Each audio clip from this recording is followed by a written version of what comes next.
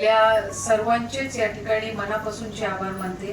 मुख्यमंत्री माझी लाडकी बहीण ही योजना आम्ही घोषित केल्यापासून जो प्रतिसाद आणि जो आनंद वर्तवला जात आहे आणि जो खऱ्या अर्थानं जे मेसेजेस आम्हाला येत आहेत, जे प्रतिसाद आम्हाला मिळतोय, त्याबद्दल मी आपली मनस्वी आभारी आहे। आम्ही सकाळपासून साधारणपणे हे चौथा का पाचवा कॅम्प असेल माझा, माणगावपासून आम्ही सुरुवात केली। माणगावला साधारणपणे पहिल्या कॅम्पला 2000 पेक्षा अधिक महिला ह्या रजिस्ट्रेशन साठी तिथे आलेल्या होत्या। तिथे त्याच्यानंतर तळा असेल, इंदापूर असेल, तळ्यामधले सुद्धा 2-3 ठिकाणी कॅम्प्स अशा पद्धतीचे होते।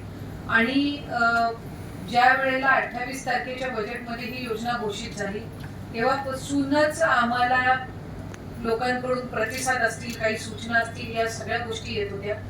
तरीही मला आवर्जून या ठिकाणी सांगायचे की 28 तारखेच्या बजेटमध्ये ही योजना घोषित झाली आणि विभागाची मंत्री म्हणून किंवा एक प्रतिनिधी म्हणून 24 तासाच्या आत शासन निर्णय काढणारा आमचा विभाग हा प्रथम विभाग ठरला।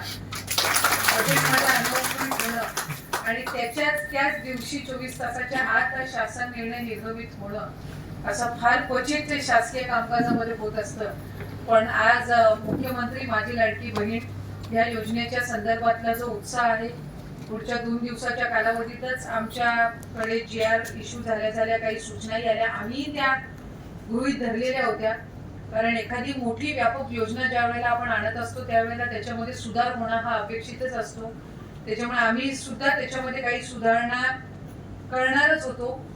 पण आणखीन आम्ही वाट बघत होतो की अजून काही लोकप्रतिनिधींच्या सूचना याव्या, काही स्थानिकांच्या याव्या, लाभार्थ्यांच्या याव्या, जेणेकरून ते एकमापी सुधारित करता येईल।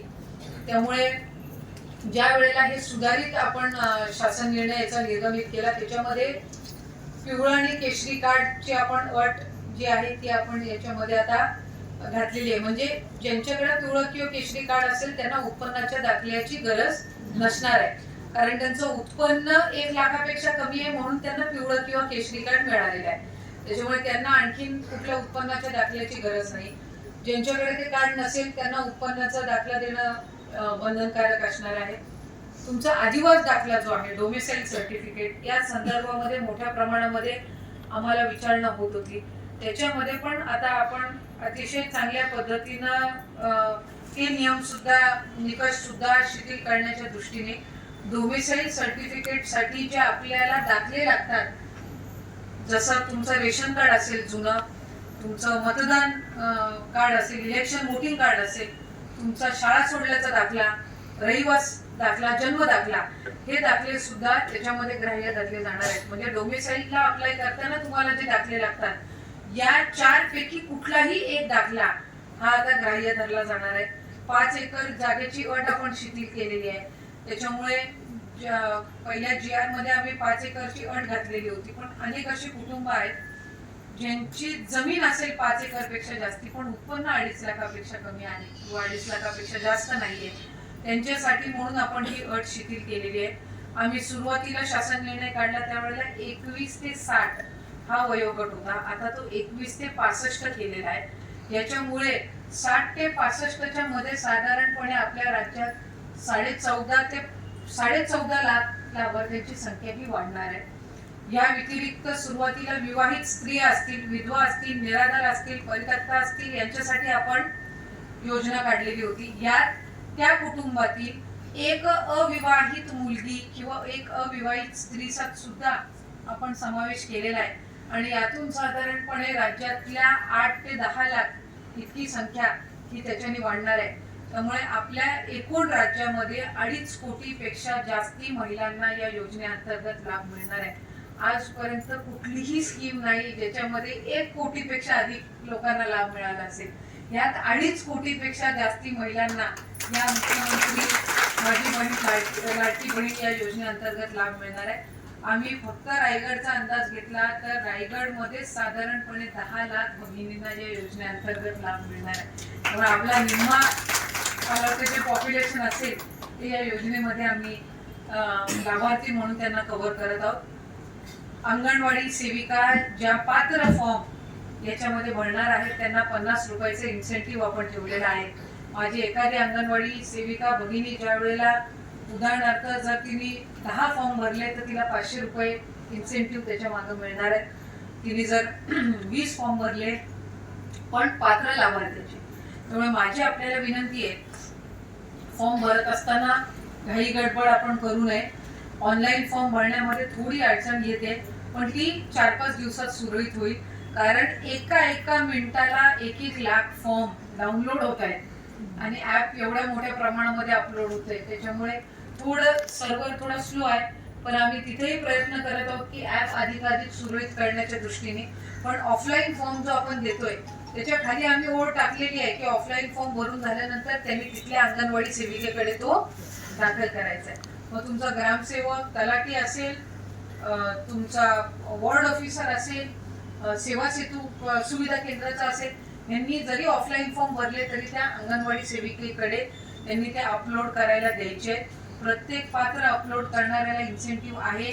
आम्ही सुधारित GR मध्ये ज्यांच्या कुटुंबातील सदस्य नियमित कायम कर्मचारी म्हणून सरकारी विभाग, उपक्रम, मंडळ, भारत सरकार किंवा राज्य सरकारच्या स्थानिक संस्थांमध्ये कार्यरत आहेत किंवा सेवा निवृत्तीनंतर निवृत्ती वेतन घेत आहेत, तथापि 2.5 लाखापर्यंत उत्पन्न असलेल्या बाह्य यंत्रणेद्वारे कार्यरत असलेले कर्मचारी, स्वयंसेवी, कामगार आणि कंत्राटी कर्मचारी पात्र ठरतील. त्यामुळे माझ्या अंगणवाडी सेविका, मदतनीस सुद्धा, आशा सेविका सुद्धा पात्र आहेत.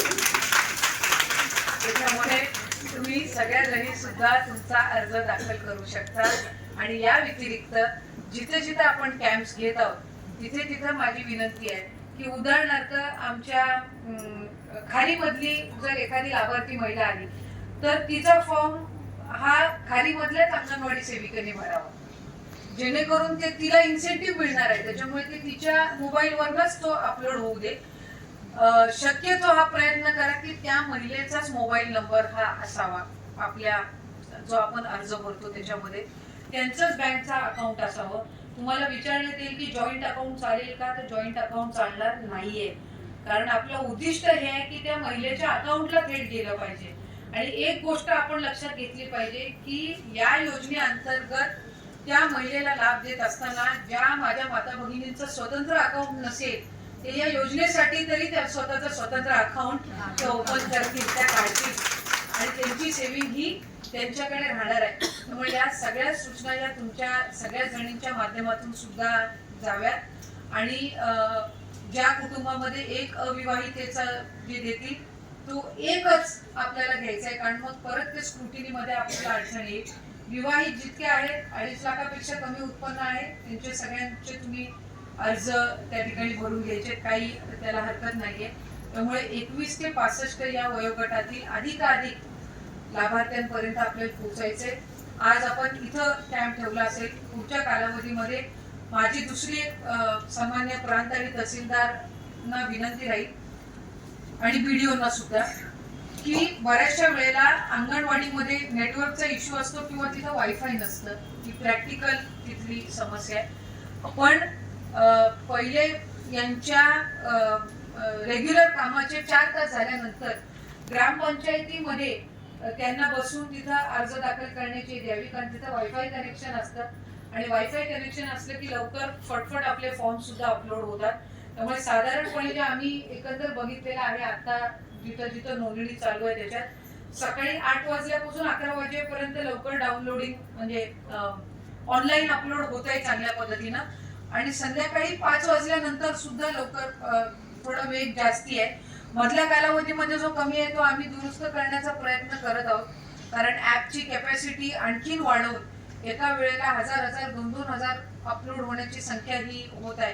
त्यामुळे ती सुद्धा आम्ही सुधारित करत आहोत. आणि आधार लिंक करण्याचा आमचा प्रयत्न सुरू आहे. त्याच्यासाठी आम्ही केंद्र शासनाकडे प्रस्ताव पाठवलाय, कारण तो तिथून मंजूर होऊन येतो. त्यामुळे आधार कार्डचा त्यांचा नंबर गेला की त्यांचं बँकचं अकाउंट ऑटोमॅटिक लिंक होईल, हाही आमचा प्रयत्न हा सुरू आहे, जेणेकरून अधिकाधिक तुमचं काम सोपं होईल.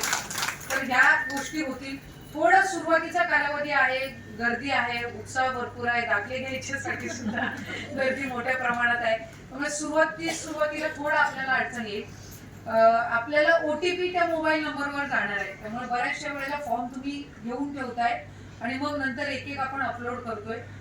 ज्या वेळेला त्या फॉर्म तुमच्याकडे देतील त्यावेळेला त्यांना सांगा की तुम्हाला OTP आल्यानंतर त्यांनी लगेच तुम्हाला फोन लावून सांगायचंय की हा OTP आहे, कारण OTP पण 10 मिनिटं 3 मिनिटं राहतो. आम्ही हा प्रयत्न करतोय की OTPचा कालावधी पण 10 मिनिटं वाढवावा, म्हणजे तुम्ही कॉल करून ते सांगेपर्यंत ही दुरुस्ती होईल. मुदत आपण 31 ऑगस्ट पर्यंत ठेवलेली आहे, त्याच्यामुळे काही अडचण नाहीये. आणि एक गोष्ट आहे, तुम्हाला जर कोणी विचारलं की 31 ऑगस्ट नंतर काय, तर 31 ऑगस्ट नंतर पण ह्याची नोंदणी सुरू राहणारच आहे. ही पहिल्या टप्प्यातली नोंदणी आहे 1 जुलै ते 31 ऑगस्ट पर्यंतची. समजा एखाद्या माझ्या लाभार्थी भगिनीने 8 ऑगस्टला फॉर्म भरला आणि तो पात्र फॉर्म ठरला, तिला लाभ जुलै महिन्याचा पण मिळणार आहे.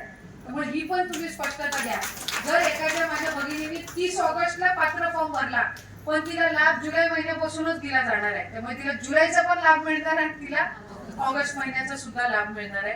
त्याच्यामुळे बऱ्याचशा जणी असं म्हणतात नाही 15 जुलै पर्यंत नाही गेलं तर माझं म्हणजे मी लाभापासून वंचित राहील, तर तसं काही नाहीये. 2 महिने तर सुरूच आहे, 2 महिन्यानंतर सुद्धा आपलं रजिस्ट्रेशन हे सुरूच असणार आहे. पण तुम्ही सगळ्या जणींनी अधिकाधिक प्रयत्न करावा, प्रशासनाने सुद्धा प्रयत्न करावा की आपल्याला गाव टू गाव सर्कल वाईज आणि ग्रामपंचायत वाईज हे कॅम्प आपण घ्यावे, जेणेकरून अधिकाधिक तिथं लाभार्थी जवळच्या जवळ येतील. पावसाचे दिवस आहेत, अनेकदा त्यांना इतकं लांब येणं सुद्धा शक्य होत नाही. काल आपण जो कॅम्प आयोजित केला होता त्याच्यामध्ये सुद्धा शहरातल्या ग्रामीण भागातल्या बऱ्यापैकी आलेल्या होत्या. त्यामुळे मला असं वाटतं की आम्ही जरी 31 ऑगस्ट पर्यंत मुदत दिलेली असेल, पण जे बरेच नियमावली आपण शिथिल केलेली आहे याच्यातून 70-80% रजिस्ट्रेशन तर जुलै महिन्याच्या ह्याच्यातच होऊन जाईल. आम्ही रायगड जिल्हा आणि रायगड जिल्ह्याच्या प्रशासनाने टार्गेट ठेवले की जुलै महिन्यामध्ये आपलं 90% रजिस्ट्रेशन झालं पाहिजे, जेणेकरून ते स्क्रुटिनीला जातील. आम्हाला पहिला जो DBT आहे हे रक्षाबंधनच्या कालावधीमध्ये करायचं आहे आणि त्या कालावधीमध्ये रक्षाबंधनच्या कालावधीमध्ये जुलै आणि ऑगस्ट महिन्याचा लाभ हा त्या माझ्या माता भगिनींपर्यंत पोहोचवायचा आहे. त्यामुळे तुम्ही सगळ्या जणींनी अधिकाधिक त्यामध्ये सहकार्य करावं. तुम्हालाही या योजनेअंतर्गत लाभ आहेच, पण खास कर यामध्ये आग्रहाची भूमिका आम्ही शासनाकडे घेऊन विभाग म्हणून माझ्या अंगणवाडी सेविका आणि मदतनीससाठी यामध्ये प्रत्येक फॉर्म मागे 50 रुपये इन्सेंटिव्ह पण ठेवलेला आहे. त्याच्यामुळे तोही तुम्हाला अधिकचा लाभ निश्चितपणाने मिळेल. पण पात्र अर्ज हे करून घेण्याची जबाबदारी तुमची राहील. तुम्ही त्या लाभार्थ्यांना मदत करा. अनेक आदिवासी वाड्यातल्या सुद्धा महिला आहेत ज्यांना सही करता येत नाही. त्यांना तुम्हालाही इतर वेळेला माहिती आहे, पोषण आहार असेल, आपलं रेग्युलर कामकाज असेल, याच्यामध्ये या गरीब महिला जास्ती प्रमाणामध्ये असतात. त्यामुळे त्यांच्याकडून व्यवस्थितरित्या अर्ज भरून घेणं, त्यांचा फोटो आणि फोटो पण कालपर्यंत 1 MB पर्यंत होतं, पण आता त्याची 5 MB पर्यंत आपण कॅपॅसिटी वाढवलेली आहे. त्याच्यामुळे ती अडचण दूर झालेली आहे. आज अनेक जिल्ह्यातून आम्हाला अजून सूचना येतात, तर त्या पण आपण इम्प्रोवाइज करतोय. थोडं एक 5-6 दिवस लागतील, पण ते आपण दुरुस्त करू. पण जो उत्साह आणि आनंद महिलांमध्ये आहे आम्ही त्यांना म्हटलं, आम्ही बहिणींना आधी जरा प्राधान्य देतो आणि आम्ही त्यांना सांगतोय की तुम्ही आता लक्षात ठेवा, तुमच्या घरामध्ये जी तुमची बायको राहते ही मुख्यमंत्र्यांची बहीण आहे, त्याच्यामुळे काळजी घ्या. पण या योजनेचा लाभ अधिकाधिक महिलांनी घ्यावा. दुसरी एक योजना ज्याच्या या माध्यमातून मी माहिती देऊ इच्छिते की ज्या कुटुंबाचं उत्पन्न 8 लाखापेक्षा कमी आहे, 8 लाखापेक्षा जास्त